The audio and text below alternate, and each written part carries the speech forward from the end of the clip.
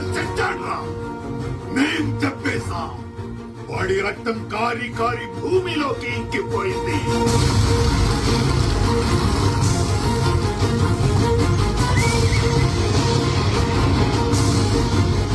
వాడి శరీరం మంటల్లో కాలి కాలి బూడిదైపోయింది.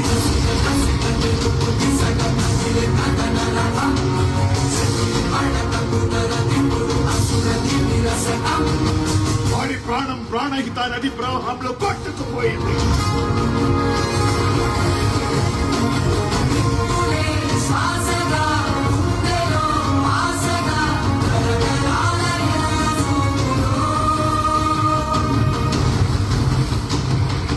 కాలిన బూడిద గాలిలో చల్లా చెదురైపోయింది.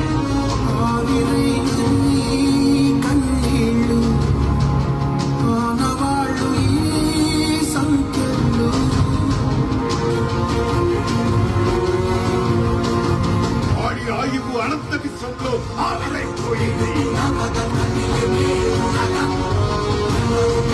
బాహుబలి చచ్చాడు, చచ్చిపోయాడు.